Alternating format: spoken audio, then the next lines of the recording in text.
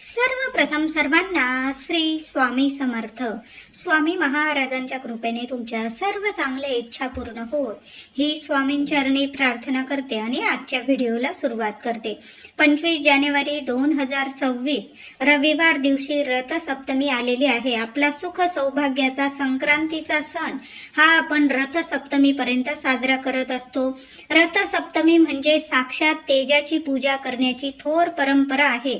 या दिवशी तुम्हाला रांगोळीने महिलांनो सूर्यनारायणाची प्रतिमा काढता आली तर अवश्य काढा. आपण जसं पौष महिन्यात सूर्यदेवांची सेवा पूजा करतो तशाच पद्धतीने रथसप्तमीच्या दिवशी सुद्धा तुमच्या अंगणात जागा असेल तुळशी वृंदावनाजवळ तर रांगोळीने छान असा सूर्यनारायणाची प्रतिमा काढा. हळदी कुंकू फुलं अक्षता वाहून पूजा करायची आहे. दिवा लावायचा आहे. सूर्यनारायणाला अर्घ द्या. नमस्कार करा.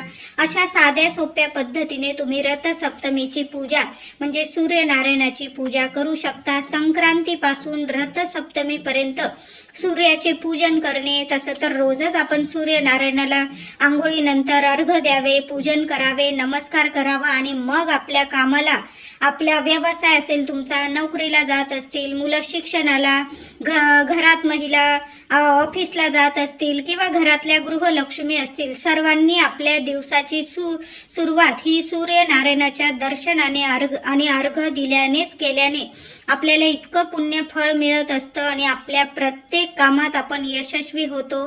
जे काही अंधार असतात आपल्या आयुष्यात ते दूर होतात आणि यशाचा आपल्या आयुष्यात प्रकाश येत असतो. प्रत्येक कामात आपल्याला यश मिळतं. म्हणून रोज आयुष्यभर आपण आपल्या सूर्यनारायणाची सेवा आवर्जून करावी. तर संक्रांतीपासून रथसप्तमीपर्यंत सूर्याचे पूजन, अर्चन, दान, धर्म, अर्घ, गंगा स्नान या दिवसात तरी अवश्य केले जाते. म्हणून सर्वांनी रथसप्तमीच्या दिवशी सुद्धा लवकर उठायचं आहे. आंघोळीच्या पाण्यात चिमूटभर तीळ टाका. त्याचबरोबर गंगेचं पाणी असेल तुमच्याकडं, तुम्ही तीर्थक्षेत्री जाऊन आला असेल, तिथलं पाणी असेल किंवा गंगा स्नानाची गंगा जलाची तुम्हाला बॉटल मिळून जाईल छोटीशी, ती घेऊन या आणि लहान मुलांपासून मोठ्या व्यक्तीपर्यंत चिमूटभर पांढरी तीळ आणि थोडंसं गंगेचं पाणी जरूर पाण्यात टाका आणि त्या पाण्याने आपल्याला स्नान करायचं आहे. म्हणजे तीर्थक्षेत्री स्नान केल्याचं आपल्याला पुण्य फळ मिळेल. त्यानंतर सूर्यनारायणाला प्रत्येकाने अर्घ द्यायचा आहे. स्वच्छ पाणी घ्या तांब्याभर, त्यात थोडंसं हळदी कुंकू टाका. एखादं फूल असेल, फुलाच्या पाकळ्या असेल टाका. एखादी कुंडी ठेवा म्हणजे झाडाला ते अर्घ दिलेलं पाणी झाडाला पडेल. अर्घ दिलेलं पाणी कधीच ओलांडू नये. सूर्याला अर्घ द्या किंवा चंद्राला अर्घ देतो ते पाणी कधीच ओलांडून जाऊ नये. म्हणून एखाद्या कुंडीत ते पाणी पडेल अशा पद्धतीने आपल्याला सूर्यनारायणाला अर्घ द्यायचं आहे. बघा खूप सुंदर अनुभव येतील. तुमच्या मुलांचं भाग्य तेजस्वी होईल. म्हणून सर्वांनी रथसप्तमीच्या दिवशी आंघोळीनंतर सूर्यनारायणांचं पूजन अवश्य करा आणि मग आपल्या दिवसाची कामाची सुरुवात करायची आहे तुम्हाला. सूर्य हा सर्व प्राणी मात्रांचा प्राणदाता आहे. त्याच्यामुळे अन्नधान्य पिकते, वृक्षवेली वाढतात, सूक्ष्म जीवाणूंचा नाश होतो, घाणीचा कोंदटपणाचा वास याचा नाश होतो, आपल्याला सर्वांना आरोग्य लाभते. म्हणून त्याची कृतज्ञता व्यक्त करण्यासाठी रथसप्तमी ते नवरात्र असे साजरे करतात. यात स्तोत्र मंत्राचे पठण करून आरोग्य बुद्धीचे तेज वाढवले जाते. म्हणून रथसप्तमीला आपण सर्वांनी सूर्यनारायणाला अर्घ देऊन नमस्कार करून दिवसाची सुरुवात करायची आहे. सूर्य हा प्रकाश, ज्ञान, तेज, उष्णता, सातत्य, परोपकार, सामर्थ्य यांचे प्रतीक आहे. आपल्या जीवनातील अज्ञान, अंधार तो नाहीसा करतो. त्यांची कृपा, सातत्य, परोपकाराचा आदर्श आत्मसात करावा प्रत्येकाने. हेच उद्दिष्ट रोज सर्वांनी डोळ्यासमोर ठेवावं आणि रोजची सुरुवात सूर्यनारायणाच्या दर्शनाने आणि अर्घ देऊन करा. बघा प्रत्येक कामात, मुलांना शिक्षण असेल, तुम्ही नोकरी करताय, प्रत्येकाच्या कामात अगदी भरभरून यश मिळायला लागेल. रथसप्तमीला सर्वांनी आंघोळीनंतर सूर्यनारायणाचं दर्शन घेतल्यानंतर देवघरात देवांची छान अशी पूजा करायची आहे.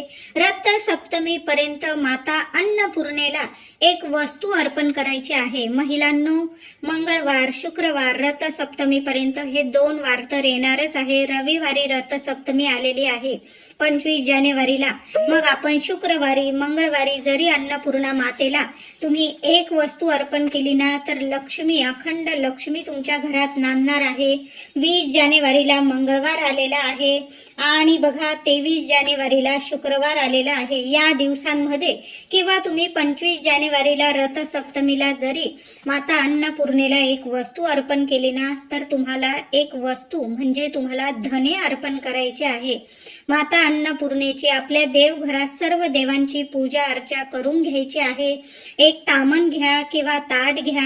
माता अन्नपूर्णेची मूर्ती तुम्हाला अभिषेक करून घ्यायची आहे. गव्हाच्या किंवा तांदळाच्या राशीवर ती मूर्ती ठेवायची आहे आणि देवीला खांद्यापर्यंत देवीला धान्य अर्पण करायचं आहे. मग तुम्ही गहू, तांदूळ किंवा 5 किंवा 7 धान्य एकत्र अर्पण केलं ना तरीही चालेल.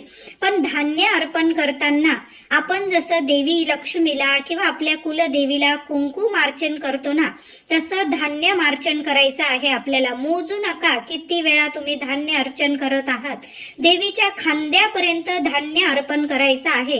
देवीची मूर्ती खांद्यापर्यंत झाकली जाईल तोपर्यंत धान्य अर्पण करायचं आहे, म्हणजे अर्चन करायचं आहे. बघा, खूप सुंदर सेवा आहे. प्रत्येक महिलेने जरूर करायची आहे. प्रत्येक देवघरात अन्नपूर्णा माता ही असतेच. आता समजा तुमच्या देवघरात अन्नपूर्णा माता नसेल, मग काय करायचं महिलांनो? 1 वाटीभर धने घ्या किंवा तांदूळ घ्या किंवा तुम्ही गहू घ्या किंवा सप्तधान्य, पंचधान्य एकत्र घेतलं तुम्ही तरीही चालेल. ती वाटी तुम्हाला देवघरात ठेवायची आहे. त्यावर 1 रुपयाचं नाणं ठेवा. हळदी कुंकू वाहून पूजा करायची आहे. ओम अन्नपूर्णाय नमः, ओम अन्नपूर्णाय नमः किमान 21 वेळा किंवा 1 माळ जप करायचा आहे तुम्हाला. दिवसभर ते अन्न धान्य तुम्हाला तिथंच राहू द्यायचं आहे देवघरात. दुसऱ्या दिवशी ते धान्य तुम्ही तुमच्या डब्यात टाकायचं आहे. वर्षभर तुमच्या घरात कशालाच कसलीच कमी राहणार नाही. वर्षभर काय, आयुष्यभर तुमच्या घरात कशालाच कमी राहणार नाही. दर रथ सप्तमीला तुम्ही ही सेवा केली ना तरीही चालेल. खूप सुंदर अनुभव येतात. अन्नपूर्णा मातेची कृपा कायम अखंड त्या गृहिणीला मिळत राहते. तिच्या स्वयंपाकघरात कधीच कशाला कमी राहत नाही. तिच्या घरात दारात गोकुळ होतं. तिच्या घरात अखंड लक्ष्मी नांदत असते. तिच्या लेकरा बाळांना कधीच कशालाच कमी पडत नाही. मग अन्नधान्य असेल, पैसा असेल, प्रगती असेल, यश असेल, कधीच कशाला कमी पडत नाही. त्या घरात प्रत्येक स्वप्न पूर्ण होतात. म्हणून अन्नपूर्णा मातेची ही सेवा जरूर करा. ज्या महिलांच्या देवघरात अन्नपूर्णा मातेची मूर्ती आहे ना, त्यांनी छान असं तुम्ही मंगळवारी सेवा करा. रथ सप्तमीला तर आवर्जून माता अन्नपूर्णेची मूर्ती अभिषेक करायची आहे. सर्व देवांना अभिषेक करा. माता लक्ष्मीची मूर्ती असेल अभिषेक करा. श्रीयंत्र असेल अभिषेक करा. माता लक्ष्मीला सुद्धा कुंकुमार्चन करा आणि माता अन्नपूर्णेला सुद्धा धान्य अर्चन करायचं आहे. मग तुम्ही धने अर्पण करा किंवा 5 धान्य अर्पण केलं, तुम्ही गव्हाचं अर्चन केलं, तांदळाचं अर्चन केलं ना चालेल. दुसऱ्या दिवशी ते तांदूळ तुम्ही तुमच्या डब्यात टाकायचे आहे. जे धान्याचं अर्चन केलेलं असेल ना ते डब्यात टाकायचं आहे. खूप सुंदर अनुभव येतील. रथ सप्तमी पर्यंत प्रत्येक महिलेने मंगळवार, शुक्रवार किंवा रथ सप्तमीला माता अन्नपूर्णेला एक वस्तू मी जी सांगितली त्यातील कुठलंही धान्य जरूर अर्पण करा, अर्चन करा. माता लक्ष्मीला सुद्धा कुंकुमार्चन करा. आपल्या कुलदेवीचा टाक असेल कुंकुमार्चन करा. खूप सोन्यासारखं तुम्हाला फळ मिळणार आहे. आता रथ सप्तमीला आपण सर्वच महिला आपल्या स्वयंपाकघरात गॅस ओटा वगैरे स्वच्छ धुवून घेत असतो. गॅसची शेगडीची छान अशी पूजा करत असतो. हळदी कुंकवाने स्वस्तिक काढा. महिलांनो, या गोष्टी रथ सप्तमीला आवर्जून करायच्या आहे. गॅस ओटा स्वच्छ धुवून घ्यायचा. गॅसची छान शेगडीची हळद कुंकू फुलं वाहून पूजा करा. एक थोडा वेळ तुपाचा तेलाचा दिवा लावा शेगडीजवळ आणि थोडंसं दूध घ्यायचं आहे. आपण जो करा असतो माती पद्धतीचा करा. त्यात जरी थोडं दूध घेतलं, त्यात साखर टाका थोडीशी आणि ते दूध तुम्हाला उतू घालायचं आहे. सकाळीच ही सेवा करायची आहे. थोडं का होईना रथसप्तमीच्या दिवशी आपल्या स्वयंपाकघरात गॅसवर आपल्या चुलीवर थोडं का होईना दूध जरूर ओतू घालायचं आहे. दुधात साखर थोडीशी चिमूटभर टाकायची आहे. माता अन्नपूर्णेचं स्मरण करा आणि छान असं दूध ओतू घालायचं आहे. त्या दुधात थोडेसे तांदूळ जरी टाकले ना, दूध ओतू घालताना रथसप्तमीला चिमूटभर साखर टाका आणि थोडेसे तांदूळ टाका. 4 दाणे जरी टाकले ना, दूध ओतू गेल्यानंतर तो तुम्ही प्रसाद म्हणून जरी घेतला सर्वांनी तरीही चालेल.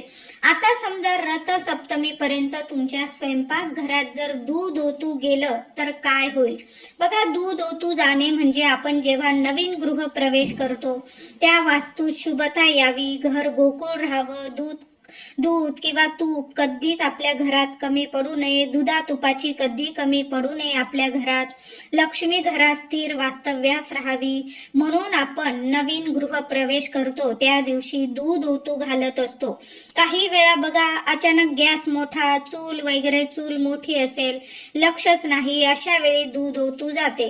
पण तुम्ही गॅसवर दूध ठेवलं आहे, गॅसही बारीक आहे, तुमच्या मनी मानसी सुद्धा नाही, तुमच्या मनी ध्यानी नाही, तरी तुमच्या स्वयंपाक घरात जर दूध ओतू जात असेल तर अतिशय शुभ संकेत आहे. महिलांनो, तुमच्या रथसप्तमीपर्यंत तुमच्या स्वयंपाक घरात जर अचानक तुमच्या लक्षात नाही, तुम्ही गॅसही बारीक केलेला आहे आणि अचानक तुमच्या स्वयंपाक घरात तुमच्या गॅसवर दूध ओतू जात असेल तर खूप खूप शुभ संकेत आहे. बघा, मुद्दामून दूध ओतू घालणं हे वेगळं, पण अचानक तुमच्या स्वयंपाकघरात रथसप्तमीच्या आधी दूध ओतू जात असेल तर घरात दुःखाचे दिवस संपून सुखाची चाहूल लागलेली आहे. श्रीमंती लाभणार आहे. तुमचं घर गोकुळ होणार आहे.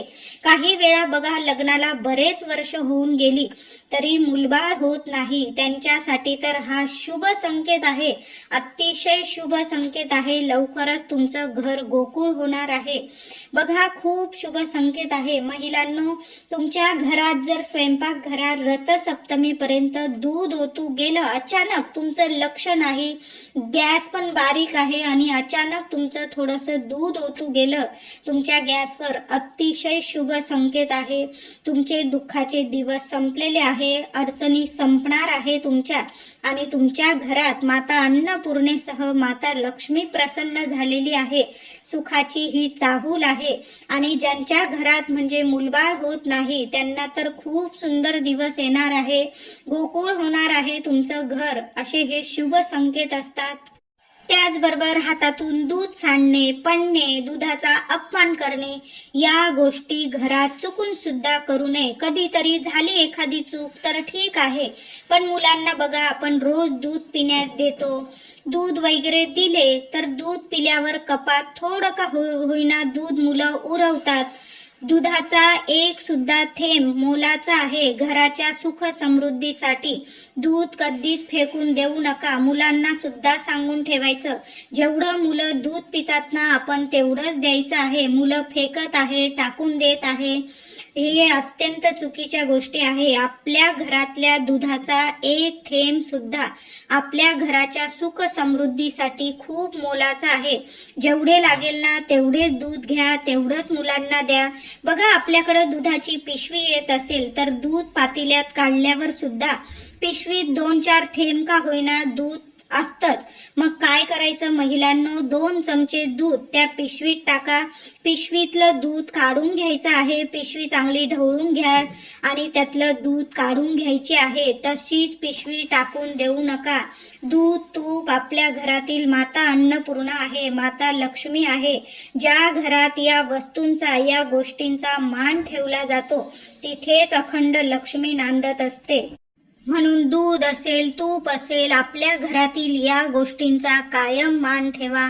माता लक्ष्मी, माता अन्नपूर्णा सुद्धा आपल्या घराचा, आपल्या कुटुंबातील प्रत्येक व्यक्तींचा मान ठेवते आणि कायम आपल्यावर प्रसन्न राहते. म्हणून महिलांनो, तुमच्याकडे जर दुधाची पुडी वगैरे येत असेल तर काळजीपूर्वक दूध काढल्यानंतर पातेल्यात जेव्हा दूध काढाल, थोडं का होईना चमचाभर त्या पुडीत पाणी टाका आणि ढवळून घ्या आणि त्यातील जेवढं दूध असेल ना काढून घ्यायचं आहे. तशीच पिशवी फेकून देऊ नका. आपल्या घरातील दुधाचा थेंब सुद्धा आपल्या सुख सौभाग्यासाठी खूप मोलाचा असतो. मुलं सुद्धा आपल्याकडून याच गोष्टी शिकत असतात. म्हणून रथसप्तमीपर्यंत महिलांनो, तुमच्या स्वयंपाकघरात जर अचानक दूध ओतू गेलं तर खूप शुभ संकेत आहे. मुद्दामून दूध ओतू जाणं हे वेगळी गोष्ट, पण अचानक तुमच्याकडून जर खरंच दूध ओतू जात असेल तर खरंच सांगते, खूप खूप शुभ संकेत आहे. तुमचे दुःखाचे दिवस संपलेले आहे. माता अन्नपूर्णा, माता लक्ष्मी तुमच्यावर खूप प्रसन्न झालेली आहे. या गोष्टी घडत असतील तर जरूर मला कमेंट करा. महिलांनो, व्हिडिओ आवडला असेल तुम्हाला तर लाईक करा, शेअर करा, चॅनलला नक्की सबस्क्राईब करा. धन्यवाद.